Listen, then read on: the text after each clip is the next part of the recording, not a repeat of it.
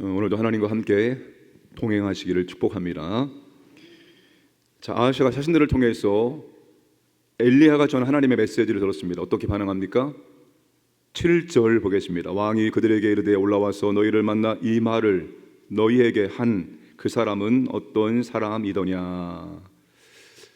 이 말이 우리가 일상적으로 흔히 하는 말이죠.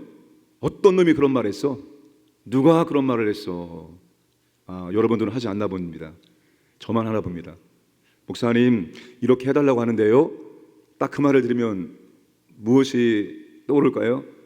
가장 먼저 떠오르는 게 누가 그랬어요? 누가 그런 말을 했습니까? 지금 아하시아가 지금 그렇게 말하고 있는 것입니다. 한마디로 말하면 열받은 것입니다. 감히 내게 어떤 놈이 이런 말을 해. 신하들이 생김새를 설명합니다. 털이 많은 사람이고 허리에 가죽띠를 띄었습니다. 그러자 아하시아가 디셉 사람 엘리야다라고 말합니다. 아하시아가 엘리야를 대면했는지는 모르겠습니다. 그러나 그의 아버지 아합과 어머니 이세벨을 통해서 아주 골치 아픈 사람 한 사람이 있다. 그 사람이 바로 디셉 사람 엘리야다. 이런 말을 아마 많이 들었을 것 같습니다. 디셉 사람 엘리야가 전한 메시지는 누구의 메시지입니까? 하나님의 메시지입니다. 엘리야를 통해 주신 하나님의 메시지는 두 가지죠. 뒤에는 네가 죽을 것이다 입니다. 근데 뒤에 강조점이 있는 것이 아니라 앞에 강조점이 있습니다. 이스라엘에 하나님이 없어서 너희가 애굽으로 내신 바알세불에게 물으러 가느냐, 이 말이 3번 등장하고 있습니다. 1장에서. 이 말이 무슨 말입니까? 너 살고자 한다면, 너 정말로 살고자 한다면 빨리 하나님을 찾아라. 이것이 너가 살 유일할 길이다. 이런 메시지입니다. 그런데 아하시아는 엘리야를 통해 주신 하나님의 메시지를 듣지 않습니다. 그것이 엘리야의 메시지가 아니라 하나님의 메시지라는 것을 인정하지 않습니다.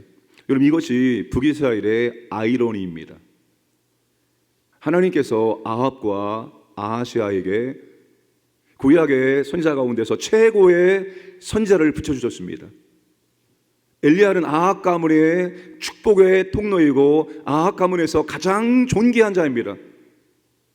그런데 아합 가문이, 아합도 그랬고 아하시아도 그 사실을 알지 못하고 인정하지 않고 있다는 사실입니다. 그래서 엘리야를 통해 주시는 하나님의 메시지를 듣지 않습니다. 하나님의 메시지를 거부합니다. 여러분, 최고의 설교자가 하나님 메시지를 전해도 듣지 못할 수 있습니다. 그래서 제가 최고의 메시지를 증거하는 설교자라는 말이 아닙니다. 제가 여러분 아무리 그럴 수 있잖아요. 어떤 주간은 정말 성령님이 강력하게 역사해서 모든 성도가 들어야 될 말씀을 주실 때도 있잖아요. 근데 모두가 여러분 그 말씀을 은혜 가운데 아멘으로 받고 그 말씀에 순종해서 하나님의 축복을 누릴 수 있는 것이 아니라는 것입니다. 엘리야라는 최고의 선지자를 붙여줬음에도 불구하고 그들은 엘리야를 통해 주신 하나님의 메시지를 듣지 못했습니다. 왜 못했습니까? 왜 듣지 않습니까? 첫 번째, 인정하지 않기 때문입니다. 인정하지 않으면 절대로 못 듣습니다. 저 엘리야가 하나님의 선지자이고 저 엘리야를 통해서 주시는 메시지가 하나님의 메시지구나, 이걸 인정하지 않으면 절대로 그를 통해서 나오는 메시지를 들을 수가 없습니다. 그래서 이런 말을 합니다. 그래서 성도는 담임 목사를 좋아해야 된다. 여러분, 저를 싫어한다면 절대로 저를 통해 주시는 하나님의 메시지를 못 듣습니다. 아니, 안 들립니다. 이 싫어하는 사람이 말하는데 그게 들리겠습니까? 관심이 없으면 절대로 하나님 말씀을 들을 수 없습니다. 여러분, 사람은 자기 관심에 따라서 움직이게 되어 있습니다. 관심이 1도 없는데 아무리 좋은 말해도 안 들으려고 합니다. 세계적인 석학의 말해도 안 듣습니다. 언제부터 건강에 관심하십니까? 건강에 적신호가 오면 그때부터 자동적으로 건강에 관심을 갖게 되어 있습니다. 갖지 말라고 해도 갖게 되어줍니다.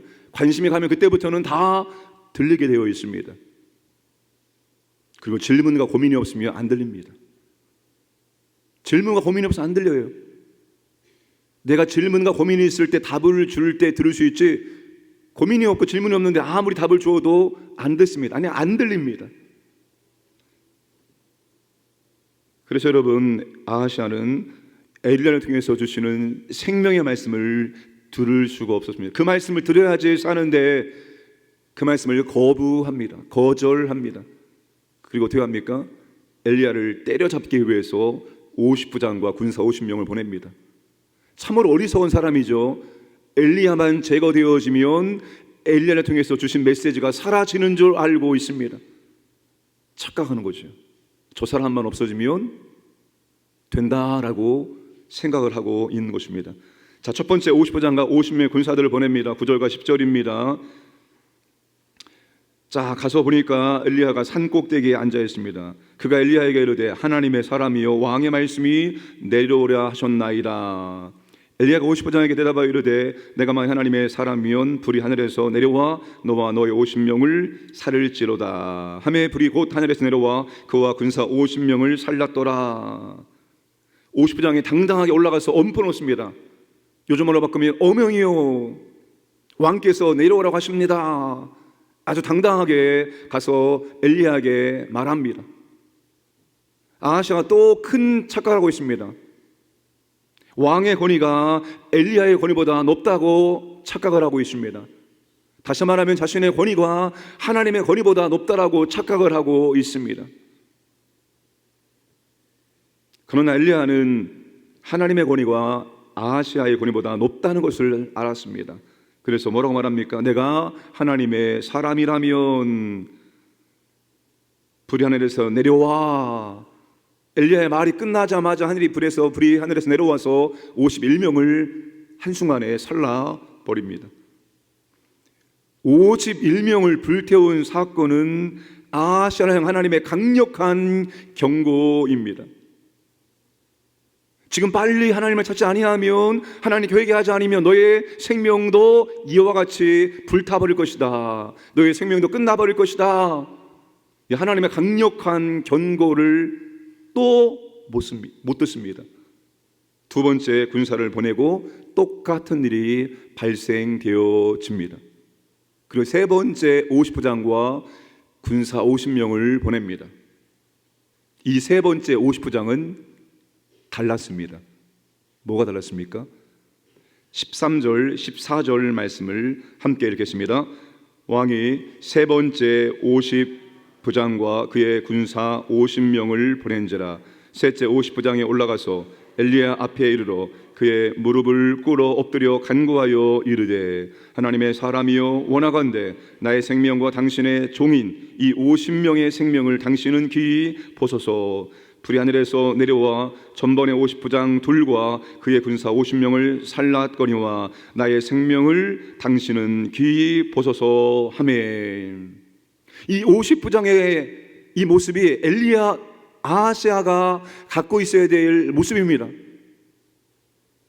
여러분, 이 세 번째 50부장이 첫 번째 50부장과 50명, 두 번째 50부장 50명이 하늘에서 불이 내려와서 죽었습니다. 내가 만약에 첫 번째와 두 번째와 똑같이 가서 한다면 나도, 그리고 내 밑에 있는 50명도 이렇게 죽는 것입니다. 나도 죽고 나와 함께하는 나의 50명도 다 죽게 되는 것입니다. 이 50부장은 무엇을 원하는지 알았던 것입니다. 엘리야를 통해 하나님께서 무엇을 원하시는지를 정확하게 알고 가서 그렇게 하고 있는 것입니다. 가자마자 무릎을 꿇습니다.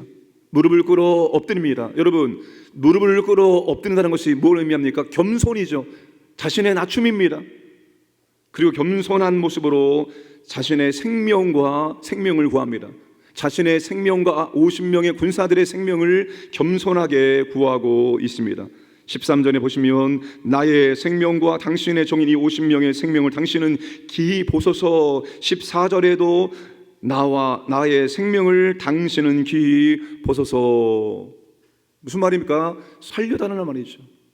저와 저의 50명의 생명을 부디 살려주시기를 원합니다라고 무릎을 꿇어 겸손하게 생명을 구하고 있습니다. 이게 지금 아하시아가 보여야 될 참 모습입니다. 이게 아하시아가 살 길입니다. 하나님 앞에 무릎을 꿇고 하나님 용서해 주시기 원합니다. 제가 잘못했습니다. 저와 제가 통치하는 이 백성들을 살려주시기를 원합니다라고 무릎을 꿇어 생명을 진심으로 겸손하게 구해야 하는 곳입니다. 그런데 아하시아는 그렇게 하지 않습니다. 여러분, 아하시아가 왜 그렇게 하지 않습니까? 이게 바로 아하시아의 무지요 어리석음입니다. 그는 하나님을 모릅니다.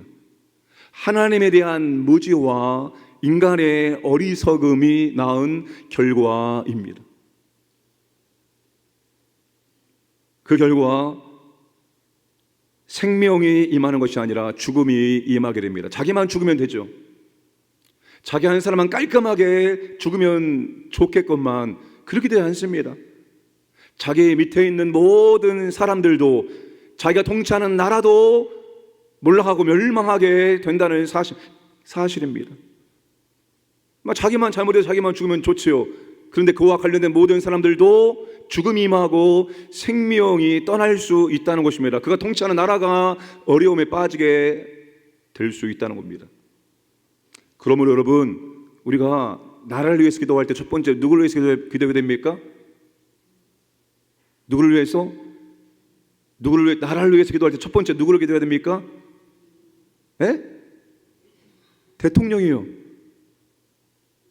여러분, 대통령을 비난해도 됩니다.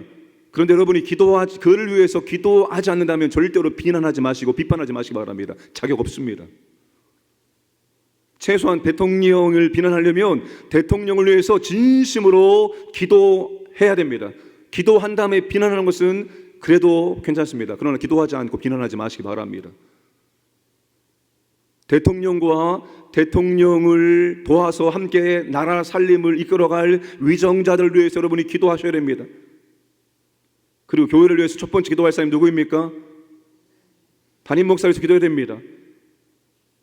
여러분, 제가 더 하나님을 바르게 알고 하나님을 더 풍성히 경험하면 경험할수록 하나님의 은혜와 생명이 교회 가운데 흘러 들어오게 되었습니다. 가정은 누구를 위해서 기도해야 됩니까? 부모를 위해서 기도해야죠. 그게 하나님이 정하신 질서이기 때문입니다. 영적인 원리이기 때문입니다. 그리고 진실로 우리에게 생명을 주시는 분은 예수 그리스도입니다. 주 예수를 믿어라, 그리하면 너와 너희 집이 구원을 얻으리라. 주 예수를 믿어라, 그럼 너와 너희 집이 구원을 얻으리라. 주 예수를 믿으면 너도 구원받고 너를 통해서 너의 집안이, 너의 가정이 구원을 받게 되어지고 우리에게 생명을 얻게 하고 더 풍성하게 얻게 하시는 분이 바로 예수 그리스도 한 분이십니다. 그분이 길이요 진리요 생명이 되시기 때문입니다. 우리 모두가 예수 그리스도께로 나아가야 됩니다. 예수 그리스도께 나아가고 그분과 연합하고 그분과 교제하고 그분 가운데 거해야지만 우리가 예수 그리스도를 통해 하나님의 풍성한 은혜를 누릴 수가 있습니다. 우리를 통해 생명이 흘러가게 되어 있습니다. 저도 여러분들도 우리의 길과 진리와 생명 되시는, 우리에게 생명을 얻게 하고 풍성을 얻게 하시는 예수 그리스도께로 날마다 연합하고 그분과 함께하고 그분이 항상 내 삶 가운데 머물고 내가 머물러야죠. 그분과 동행하는 복된 날을 살아가시기를 주님의 이름으로 축복합니다.